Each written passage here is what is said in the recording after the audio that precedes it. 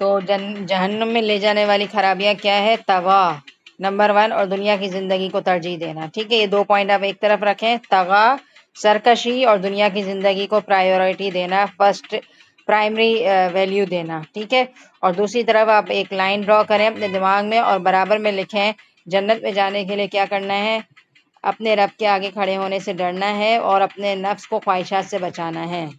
ٹھیک ہے، تو اپنے رب کے سامنے کھڑا ہونے سے ڈرنا، اس کو آپ پہلے والے پوائنٹ سے سمجھے کہ اپوزٹ ہے. ایک یہ ہے کہ انسان کیا کر رہا ہے؟ سرکشی کر رہا ہے کہ نہیں مجھے کوئی نہیں دیکھ رہا، میں بڑا ہوں، میری مرضی ہے. ٹھیک ہے، اپنی مرضی کر رہا ہے. اور دوسرا انسان کیا ہے؟ خوف مقام ربہ، کسی بھی چیز میں اس کی اپنی مرضی نہیں ہے، وہ یہ دیکھتا ہے کہ اللہ کیا چاہتے ہیں، وہ اللہ کی مرضی کو پرائیورٹی دے رہا ہے. ٹھیک ہے، تو دیکھا جائے تو دونوں پہلے پوائنٹس ایک دوسرے کے اپوزٹ ہے اور دوسرے والے پوائنٹس کو بھی میں آپس میں کنیکٹ کر کے آپ کو دکھاؤں گی. ٹھیک ہے، تو پہلا انسان کیا نظر آ رہا ہے آپ کو؟ کہ اپنی مرضی نہیں کرتا، اللہ کی مرضی کرتا ہے. اور اللہ کی مرضی کس چیز کی وجہ سے وہ موٹیویٹ ہوتا ہے کہ وہ اللہ کی مرضی کرے؟ کیونکہ اس کے دل میں اللہ کا خوف ہے. اور کیا خوف ہے؟ کہ مجھے اللہ کے سامنے جا کر جواب دہ ہونا ہے، یعنی کہ جواب دہی کا احساس اسے گناہوں سے روک دیتا ہے. ان شارٹ یہ کہوں گی میں. تو ہم اپنا جائزہ لے لیں کہ میں کس لیول کی زندگی گزارتی ہوں. کیا میرے اندر طغا ہے یا میرے اندر خوف مقام ربہ ہے؟ ٹھیک ہے، تو یہ ہم پہ ڈیپینڈ کرتا ہے کہ ہم کیا کر رہے ہیں. ٹھیک، اس کے بعد دیکھیے دنیا کی زندگی کو ترجیح دینا اور اپنی نفسانی خواہشات پر کنٹرول کرنا. اب یہ بھی دونوں اپوزٹس ہیں. دنیا کی زندگی کو ترجیح دینا کیا کہ ہر چیز میں ہم یہ دیکھیں کہ دنیا کیا کہہ رہی ہے، دنیا یہ اور اپنی خواہشات کو پورا کرنا. دنیا کی زندگی کو ترجیح دینے کا مطلب ہے کہ آپ اپنی خواہشات کے پیچھے لگے ہوئے اور آخرت کو بھول جاتے ہیں. تو دوسرا انسان وہ ہے جو اس دنیا کی خواہشات کو ترجیح نہیں دے رہا، وہ اپنے نفس پر کنٹرول کر رہا ہے. ایک انسان کیا کر رہا ہے؟ بے حیائی کر رہا ہے، بند سور کر باہر نکل رہا ہے، وہ اپنی خواہشات کی منمانی کر رہا ہے. اور دوسرا انسان کیا ہے؟ سوچ رہا ہے کہ نہیں یہ جاہلیت ہے اور اللہ کو اس طرح کا ڈریس اپ ہونا پسند نہیں ہے، تو وہ ایک بڑی چادر لے کر اپنے آپ کو کور اپ کر کے باہر نکلے گا، اپنے حسن کی حفاظت کر رہا ہے. اور یہ چیز کرنا کوئی آسان ہے؟ یہ اپنی نفس پر ایک چھری مارنی پڑتی ہے نا. حضرت ابراہیم علیہ السلام نے بھی کیا کیا تھا؟ اپنے بچے کے سر پر چھری ماری تھی، یعنی کہ اللہ نے ان سے ان کی پیاری چیز کی قربانی مانگی. تو دنیا میں بھی اللہ تعالیٰ ہم سے بہت ساری اپنی نفسانی خواہشات کی قربانی مانگتے ہیں، تو ہمیں اللہ کے لیے ان چیزوں کو قربان کرنا ہے. اب بقرعید بھی آ رہی ہے تو ہم بھی اپنے جانوروں پر چھری تو پھیر دیتے، لیکن اپنے نفس پر چھری نہیں پھیرتے. نفس پر چھری پھیرنے میں ساری زندگی نکل جاتی ہے ہم نے. اسی طرح انسان کی انا ہوتی ہے کہ اس نے غلط بھی کیا ہوتا ہے لیکن وہ سوری کیوں نہیں کہہ رہا ہوتا، اس کی انا ہوتی ہے. اس کو دنیا کی عزت اپنی پیاری ہوتی ہے. لیکن جو شخص اللہ کے لیے اپنی خواہشات کو قربان کر دے وہ جھک جاتا ہے اور معافی مانگ لیتا ہے. اور اللہ تعالیٰ کے لیے جب وہ معافی مانگتا ہے تو اللہ تعالیٰ سے بلند نہیں دیتے ہیں.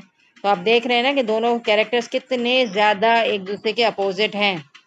ایک انسان سوتا رہتا ہے ساری زندگی، وہ اپنی نیند کی قربانی نہیں دے رہا، نہ تہجد کے لیے اٹھ رہا ہے نہ فجر کے لیے اٹھ رہا ہے. اور ایک شخص کیا کر رہا ہے؟ ماشاءاللہ اپنی ہر چیز کی قربانی دے رہا ہے. کیوں؟ اپنے اللہ کے لیے، اور اپنے نفس کو کچل رہا ہے.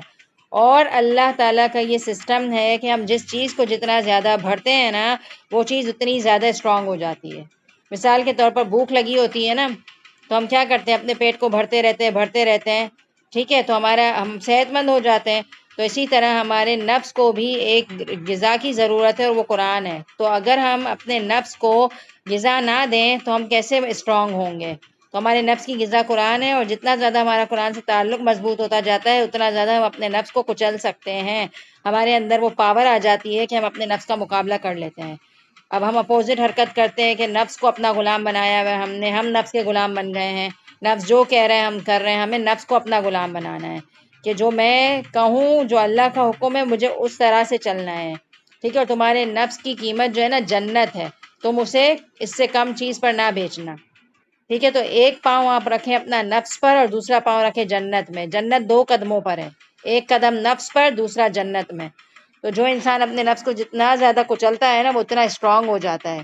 پہلی دفعہ کوئی بھی چیز آپ کو مشکل لگے گی، تہجد پر اٹھنا بھی مشکل لگتا ہے لیکن پھر عادی ہو جاتے ہیں. اس قرآن کی کلاس میں بھی آپ کو پہلے مشکل لگتا تھا نا، لیکن اب اتنے عادی ہو گئے کہ نہ آئیں تو آپ بیمار ہو جائیں گے. اتنا زیادہ آپ کو قرآن سے وہ روحانیت ملتی ہے کہ اگر قرآن سے دور کر لیا جائے تو ہم نفسیاتی طور پر بیمار ہو جائیں گے. اسی طرح پہلے غیبتیں کرنے میں بڑا مزہ آ رہا ہوتا تھا، زبان کو چسکا ملتا تھا، لیکن اب گھبراہٹ ہوتی ہے. اور ایک وقت ایسا آئے گا کہ زبان سے نکلے گی نہیں غیبت. پہلے نمازوں میں سستی ہوتی تھی لیکن اب نماز کے لیے کھڑے ہو جاتے ہیں.